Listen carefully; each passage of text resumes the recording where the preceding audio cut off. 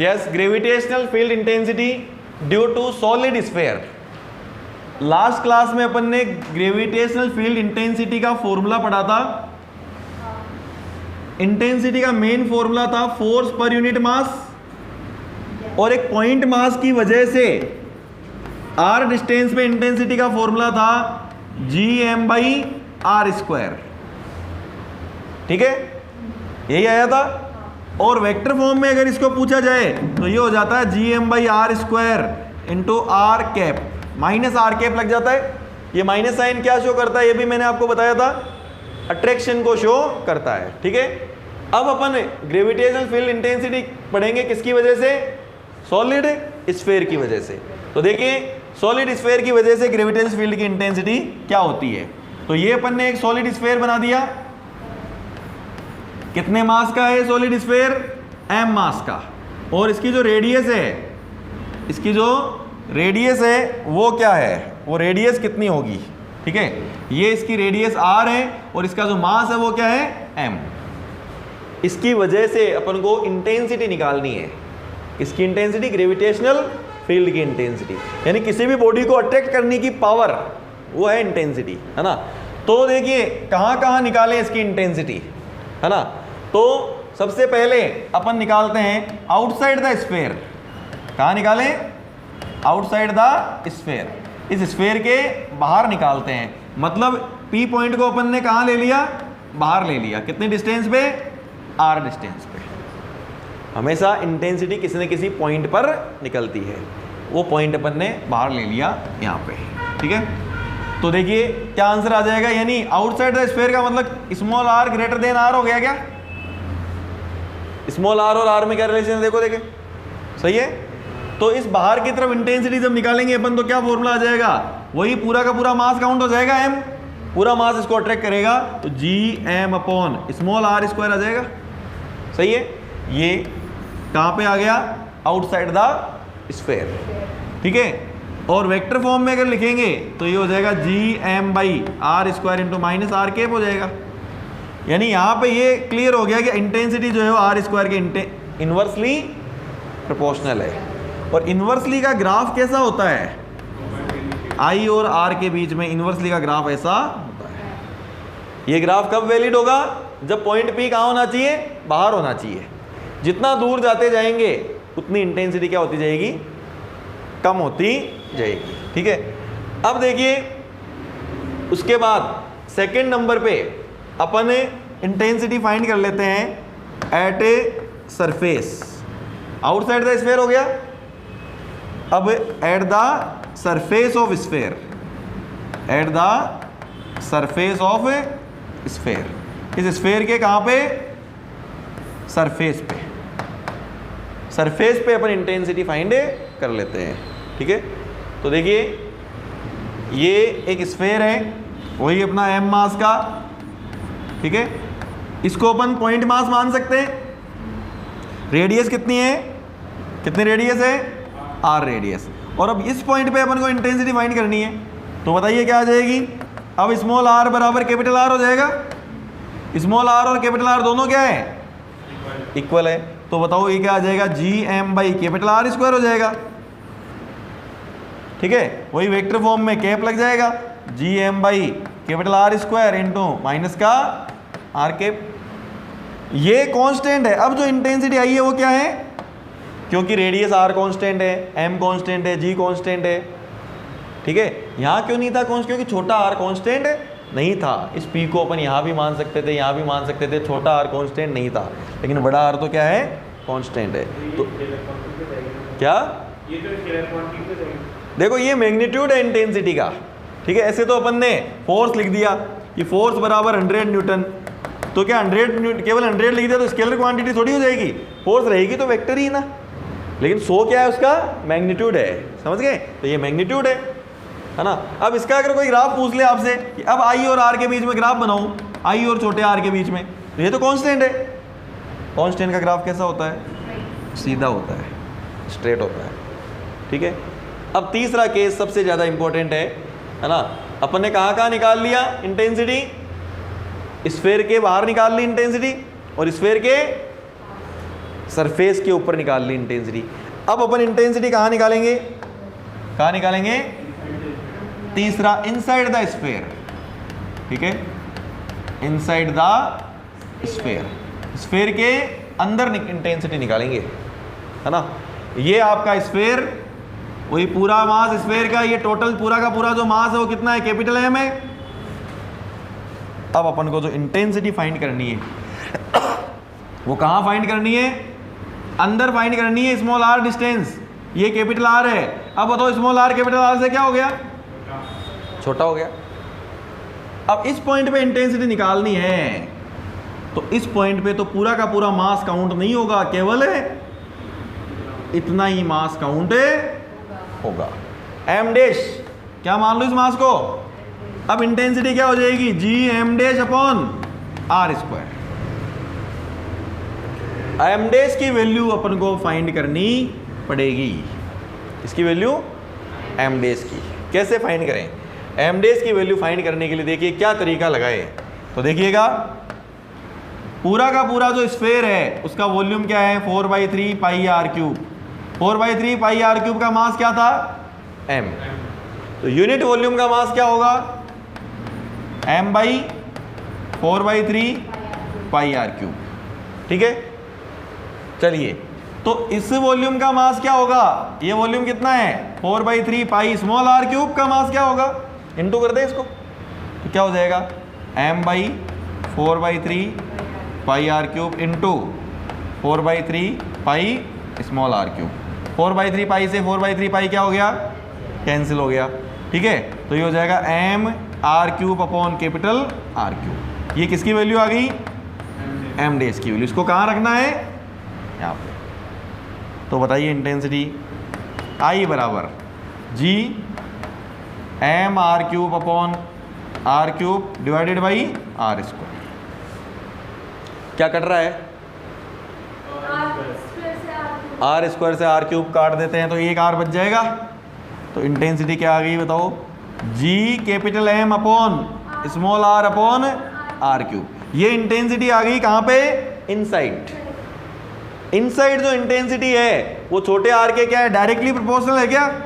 तो directly proportional का जो ग्राफ है वो कैसा बनता है बोलो, सीधा वेक्टर फॉर्म में अगर लिखेंगे तो क्या हो जाएगा, वही G M are upon are cube, ठीक है। आर कैप लग जाएगा, माइनस का आर कैप लग जाएगा, माइनस का आर कैप लग जाएगा। तो अपन ने किसकी वजह से, सॉलिड स्फीयर की वजह से, किसकी वजह से, सॉलिड स्फीयर की वजह से इंटेंसिटी फाइंड कर ली, ग्रेविटेशनल फील्ड की इंटेंसिटी। कहाँ कहाँ फाइंड करी बताना, इनसाइड सरफेस पे और आउटसाइड, ठीक है। तो देखो इनसाइड तो क्या आई, इनसाइड इंटेंसिटी क्या थी, G M are upon are cube. Surface पर इंटेंसिटी क्या थी, G M upon are square. और आउटसाइड इंटेंसिटी क्या थी, G M upon small R square. इन तीनों का एक साथ ग्राफ बना देते हैं, एक साथ कंबाइंड ग्राफ बनाते हैं आई का आर के साथ। यहाँ पे आर की वैल्यू बराबर है कैपिटल आर के, ये आर लेस देन आर और ये r greater than r. Inside का मतलब है r less than r, r बराबर आर और ये आर ग्रेटर देन आर। तो इनसाइड क्या है, आई आर के क्या है बोलो, डायरेक्टली प्रोपोर्शनल है, इनसाइड है डायरेक्टली प्रोपोर्शनल। तो सीधी लाइन कहाँ तक आएगी, यहाँ तक आएगी बस, आर बराबर आर तक, ठीक है। उसके बाद कांस्टेंट है आई, पहले तो आई आर के डायरेक्टली प्रोपोर्शनल था, फिर आई क्या हो गया, कांस्टेंट हो गया, और फिर आई जो है वो क्या हो गया, आर स्क्वायर के इन्वर्सली प्रोपोर्शनल हो गया, है ना। ये कांस्टेंट हो गया, यहाँ पे कितना हो गया constant, G M by r square. और उसके बाद r greater than r inversely proportional, यानी पहले डायरेक्टली प्रोपोर्शनल था सीधा, फिर कांस्टेंट हो गया, फिक्स हो गई जो भी वैल्यू थी, उसके बाद इन्वर्सली प्रोपोर्शनल। तो तीनों ग्राफ एक साथ ये ऐसे हो जाएगा क्या, ठीक है। अगर वेक्टर लगा दें अपन इसके, क्या लगा दें, आई वेक्टर लगा दूं, तो फिर वेक्टर के लिए माइनस में हो जाएगा, ये पूरा का पूरा ग्राफ किस में हो जाएगा, नेगेटिव में हो जाएगा, ऐसे हो जाएगा इस तरह से। वेक्टर लगाते ही ये किधर चला जाएगा, नीचे चला जाएगा। तो ये अपन ने ग्राफ बना दिया, आई आर ग्राफ। कौन सा ग्राफ बनाया? IR ग्राफ बनाया। किसके लिए? For solid sphere. किसके लिए बनाया IR graph? For solid sphere. Solid sphere के लिए अपन ने IR ग्राफ बनाया है। ठीक है, तो क्या टॉपिक पढ़ा अपन ने? Gravitational field intensity due to solid sphere. वो स्फेरिकल मास डिस्ट्रीब्यूशन कैसा लिया अपन ने? सॉलिड वाला लिया। ठीक है, अब अपन अगला जो टॉपिक है इसी तरह का वो पढ़ेंगे वापस से। देखो सेम ही टॉपिक है, gravitational field intensity. Gravitational field intensity due to spherical shell. Due to spherical shell. Spherical shell की वजह से ग्रेविटेशनल फील्ड की इंटेंसिटी क्या होगी? ठीक है, स्फेरिकल शेल को होलो स्फीयर भी बोल सकते हैं। क्या बोल सकते हैं? Hollow sphere. किसका नाम है होलो स्फीयर? स्फेरिकल शेल का। ठीक है, यानी कि अब पहले तो जो गोला था वो भरा हुआ था, अब जो स्फीयर है वो कैसा है? खोखला है, होलो है। मास तो वही है कैपिटल M। पहला केस भी वही, आउटसाइड द स्फीयर। कहां पे? आउटसाइड द शेल बोल दो या स्फीयर, होलो स्फीयर। ठीक है, outside the shell. Outside the shell, shell के बाहर पॉइंट P को बाहर ले लिया, तो बताइए स्मॉल r कैपिटल R से क्या हो गया? स्मॉल r कैपिटल R से बड़ा हो गया। तो इंटेंसिटी का फॉर्मूला क्या हो जाएगा? पूरा का पूरा मास काउंट हो जाएगा क्या? सेम वही आ गया फॉर्मूला पहले जैसा, सेम वेक्टर फॉर्म में नेगेटिव हो जाएगा और ग्राफ इनवर्सली। ठीक है, दूसरा कहां पे निकालना है? At the surface. At the surface of shell. Shell के सरफेस पर पॉइंट P को कहां रख दें? यहां रख दें। स्मॉल r और कैपिटल R क्या हो गए? दोनों बराबर हो गए। तो बताइए इंटेंसिटी क्या हो जाएगी? Gm/r²। कांस्टेंट हो गई क्या? I बराबर क्या हो गया? कांस्टेंट हो गया। इसमें I बराबर क्या हुआ? इनवर्स आया r² के। कांस्टेंट का ग्राफ कैसा होता है? कांस्टेंट सीधा, है ना। और तीसरा लास्ट देखना, अब अपन इंटेंसिटी कहाँ निकालेंगे? Inside the shell. शेल के अंदर इंटेंसिटी निकालेंगे। ठीक है, तो ये आपका वही खोखला गोला है और इस पॉइंट पर इंटेंसिटी निकालनी है। ठीक है, स्मॉल r कैपिटल R से क्या हो गया? यहां तो बराबर हो गया और अब यहां पे लेस हो गया। अब बताइए कोई मास है क्या इसके ऊपर फोर्स लगाने वाला? अंदर से तो ये खोखला है, कोई मास ही नहीं है। m डैश की वैल्यू ही क्या है यहाँ पे? जीरो है, इसलिए इंटेंसिटी क्या आएगी यहाँ पे? अब जीरो आएगी। क्या? नहीं, देखो ये खोखला गोला है, खोखले गोले के अंदर कोई मास है? नहीं है। ठीक है, देखिए अपन ग्रेविटेशनल फील्ड की इंटेंसिटी फाइंड कर रहे हैं। क्या फाइंड कर रहे हैं? इंटेंसिटी फाइंड कर रहे हैं। ठीक है, तो इंटेंसिटी फाइंड कर रहे हैं, तो ये पूरा का पूरा क्या है? क्या है? खोखला गोला है, पूरा पैक है ना। अब पूरा पैक है, अब किसी ने अंदर पूछ लिया कि अंदर कोई पॉइंट है P। ठीक है, वो पूरा का पूरा एक तरह से वैक्यूम है ना। यहाँ पे अगर कोई मास है तो उसको तो ये खींच लेगा, ट्रैक कर लेगा, अंदर वाले को नहीं खींच पाएगा ये। ठीक है, अंदर इंटेंसिटी क्या होती है? खोखले गोले के अंदर इंटेंसिटी क्या होती है? जीरो होती है, क्योंकि अंदर कोई मास है नहीं है। इंटेंसिटी के लिए कोई ना कोई मास तो होना चाहिए। हाँ, यहाँ पे कोई मास होता तो ये जरूर इसको खींच लेता ये, लेकिन अंदर से पूरा का पूरा क्या है? ये तो पूरा का पूरा ही होलो है। होलो है, इस वजह से ही ये इंटेंसिटी अंदर क्या है? जीरो है। ठीक है, अब देखिए इसका ग्राफ बनाते हैं। क्या बनाए इसका ग्राफ? अलग अलग ग्राफ तो बना लिए, कंबाइंड ग्राफ बनाना है, एक साथ ग्राफ बनाना है। ठीक है, आई का किसके साथ में? आर के साथ में ग्राफ बनाना है। तो बताओ, जब आर की वैल्यू लेस देन आर होती है तो आई की वैल्यू बताओ क्या थी? आर बराबर आर पे आई क्या था और आर ग्रेटर देन आर पे आई क्या था? बताओ तीनों। अभी भी किया अपन ने, देख लो। आर ग्रेटर देन आर पे क्या है? आर बराबर आर पे क्या है और आर लेस देन आर पे क्या है? लेस देन आर में पॉइंट अंदर हो गया, अंदर कोई मास नहीं है, तो क्या हो जाएगा देख लीजिए, ये तो हो गया 0, ये हो गया कांस्टेंट, ये क्या हो गया, ये कांस्टेंट हो गया, और ये हो गया Gm/r²। इन्वर्सली प्रोपोर्शनल हो गया क्या? इन्वर्सली का ग्राफ कैसा हो जाएगा? ये वाला। लेकिन ये ग्राफ तो कहाँ से कब होगा? r ग्रेटर देन r पे, ग्रेटर देन r से होगा ये वाला ग्राफ तो, ठीक है। और लेस देन r पे क्या है? 0 ही है क्या? ये ग्राफ कैसा रहेगा? 0 रहेगा। फिर ऊपर जाएगा Gm/r², और फिर क्या हो जाएगा? इस तरह का, ठीक है। वेक्टर लगा देंगे तो माइनस में आ जाएगा। ये अपन ने क्या बनाया? IR graph. क्या बनाया? IR graph. किसके लिए बनाया? और स्फेरिकल शेल, स्फेरिकल शेल के लिए IR ग्राफ बनाया। इससे पहले जो IR ग्राफ बनाया था वो किसके लिए बनाया था?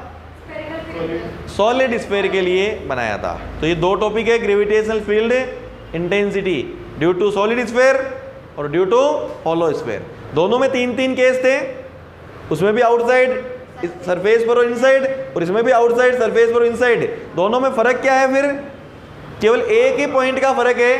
कौन से वाले का? कौन से पॉइंट का फर्क है? आउटसाइड वाले दोनों फॉर्मूले सेम है, सरफेस पे भी सेम है, केवल इनसाइड का फर्क है। वहां पे इनसाइड जी, इनसाइड जो है वो क्या फॉर्मूला था इनसाइड का? Gm/r², केवल इसी का फर्क है बस, और उसमें क्या है? 0 है, ठीक है। तो ये दो टॉपिक है किसके? ग्रेविटेशनल फील्ड इंटेंसिटी फाइंड करने के। अपन को फॉर्मूला याद रखना है, ठीक है। न्यूमेरिकल सोल्व करने के लिए फॉर्मूला पता होना चाहिए। देखो इलस्ट्रेशन नंबर 14 क्वेश्चन है, draw a rough sketch of variation in weight of a spacecraft which moves from earth to moon. एक स्पेसक्राफ्ट है जो कि कहां से कहां मूव कर रहा है? अर्थ से। ये अर्थ है, और अर्थ से वो कहां मूव कर रहा है? मून की तरफ मूव कर रहा है। तो देखिए ध्यान देना, यहां से ये स्पेसक्राफ्ट रवाना हुआ, ठीक है। अब जैसे जैसे वो आगे जाएगा, ठीक है, वेट का फॉर्मूला हमेशा ध्यान रखना, वेट का फॉर्मूला क्या होता है? mg, ठीक है। g अगर चेंज हो रहा है तो वेट भी चेंज हो जाएगा, g डैश हो जाएगा, ठीक है। यहां सरफेस पे g की वैल्यू सबसे ज्यादा होती है। जैसे जैसे वो सरफेस से हाइट पे जाएगा तो g की वैल्यू क्या होती जाएगी? कम होती जाएगी, ठीक है। यानी कि वो अर्थ की सरफेस से मून की तरफ जाएगा तो g की वैल्यू क्या होगी? डिक्रीज होगी। g की वैल्यू डिक्रीज होगी तो बताइए जो वेट है वो भी क्या होगा? डिक्रीज होगा डिक्रीज, ठीक है। अब डिक्रीज होते होते होते एक पोजीशन ऐसी आएगी जब इसको अर्थ जितने फोर्स से खींचेगी उतने फोर्स से कौन खींचेगा? मून। दोनों का नेट फोर्स क्या हो जाएगा? 0 हो जाएगा। क्या हो जाएगा? 0, ठीक है। तो इसका मतलब देखिए, पहले तो वेट उसका धीरे धीरे क्या हो रहा था? कम हो रहा था। कम होते होते एक पोजीशन ऐसी आ गई जब क्या हो गया? वेट 0 हो गया, ठीक है। अब 0 होने के बाद अब जब ये और मून की तरफ चला जाएगा तो फिर मून का वेट काउंट हो जाएगा, और मून का जो वेट है वो क्या हो जाएगा? फिर mg/6। मून पे g की वैल्यू क्या होती है?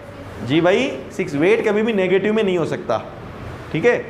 अब ये बताओ, अर्थ की सरफेस पे वेट ज्यादा होगा या मून की सरफेस पे वेट ज्यादा होगा?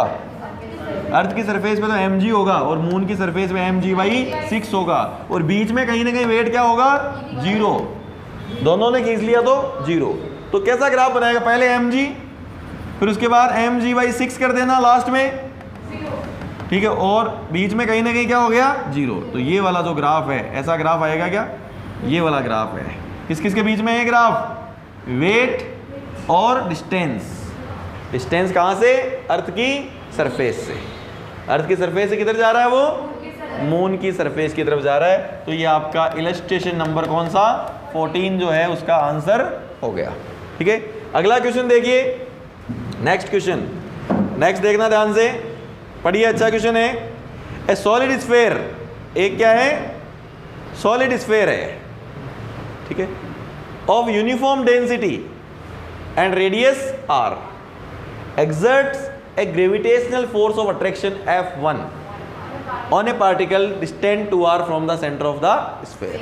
ये दो लाइनें अपन ने पढ़ी और इनका मीनिंग क्या है वो समझते हैं। एक स्फीयर है, सॉलिड स्फीयर है m मास का, ठीक है, इसके सेंटर से 2r डिस्टेंस पे, कितने डिस्टेंस पे, 2r डिस्टेंस पे, ठीक है, 2r डिस्टेंस यही होगी, 2r डिस्टेंस पार्टिकल है p, कितने मास का, छोटे m मास का, और ये इसके ऊपर क्या लगा रहा है, ग्रेविटेशनल फोर्स लगा रहा है। कितना फोर्स लगा रहा है, F1, कितना फोर्स लगा रहा है, F1 फोर्स लगा रहा है। तो बता सकते हो F1 की वैल्यू क्या होगी, Gmm अपॉन 2r का होल स्क्वायर, सही है। अब ध्यान दीजिए, ए spherical cavity of radius r/2 is now formed in the sphere. इसमें क्या बना दिए कि केविटी, केविटी का मतलब ये मास बाहर निकाल दिया, ठीक है। अब देखो the sphere with cavity now applies. अब ये जो बचा हुआ स्फीयर है वो कितना फोर्स लगा रहा है, F2। अब इसके अंदर से क्या कर दिया, एक ये केविटी क्या कर दी, बाहर है, निकाल दी, ये केविटी बाहर निकाल दी है इसके अंदर से, ठीक है। कितनी रेडियस की है केविटी, r रेडियस की, तो r/2 रेडियस की, ठीक है। अरे पूरी रेडियस थी r, तो लेकिन केविटी तो r/2 रेडियस की है, ठीक है। तो अब एक बात बताओ, ये केविटी कितना फोर्स लगा रही थी p पे, ठीक है। देखिए पूरे रिमेनिंग स्फीयर का फोर्स चाहिए अपन को, F2 कौन सा फोर्स है, gravitational force due to remaining sphere, remaining sphere का फोर्स है। तो रिमेनिंग स्फीयर का फोर्स कैसे निकालेंगे, पहले जो टोटल फोर्स था, टोटल ग्रेविटेशनल फोर्स में से माइनस कर देंगे gravitational force due to cavity की वजह से माइनस कर देंगे, ठीक है। तो पूरे का क्या था, पूरे का p की वजह से क्या था, Gmm अपॉन 2r का स्क्वायर, और केविटी की वजह से केवल केविटी का मास ये वाला ही है क्या, केविटी का मास Gm dash m, sorry cavity का मास तो अंदर वाला है ना, ये वाला है, Gm डैश m अपॉन ये डिस्टेंस क्या होगी बताना, यहाँ से यहाँ तक की r प्लस r/2 कितनी हो गई, समझ में आया। अरे ये r है यहाँ तक और ये r/2, r प्लस r/2। अब अपने लिए टास्क है m डैश फाइंड करना। क्या फाइंड करना, m डैश की वैल्यू फाइंड करनी है। तो m डैश की वैल्यू क्या आ जाएगी, किसकी वैल्यू, m डैश की वैल्यू कैसे निकालें। देखो पूरा जो स्फीयर था, ठीक है, पूरे स्फीयर का वॉल्यूम क्या था, 4/3 पाई r3। पूरे वॉल्यूम का मास क्या था, m डैश निकालने का तो वही तरीका है अपना पुराना वाला, ठीक है। पूरे का निकाल दो, यूनिट का मास निकाल दो, m/4/3 पाई r3, यूनिट वॉल्यूम का मास निकाल दिया। तो केविटी वाला वॉल्यूम 4/3 पाई r/2 का क्यूब, इसका मास क्या होगा, आ जाएगा m डैश, यहाँ से क्या आ जाएगा, इसको इससे मल्टीप्लाई कर दो, m/4/3 pi r3 multiplied by 4/3 pi r/2 का क्यूब। ये किसकी वैल्यू आ गई, m डैश की। 4/3 पाई से 4/3 पाई क्या हो गई, कैंसिल, तो क्या हो गया, m r3/8 अपॉन में r3। क्या आंसर आया, m/8 आया क्या, ये m/8 यहाँ पे पुट कर देते हैं। तो चेक कीजिए क्या आ जाएगा, Gmm upon 4r² minus Gm/8 m upon 9r²/4 कितना हो गया बोलो, ये 18 हो गया। तो Gm/r² कॉमन ले लिया तो 1/4 माइनस 1/18, बताओ 1/4 माइनस 1/18 कितना होगा। हाँ m बार, दोनों m बार आएंगे। LCM क्या हो गया, 36 हुआ कि नहीं हुआ, क्या आ गया 5/36 Gmm अपॉन r²। ये कौन सा फोर्स आया, F2। ये हो जाएगा हाँ 7/36। क्या हो गया 7/36। और पहले वाला F1 क्या था? F1 क्या था देखो, Gmm/4r² था।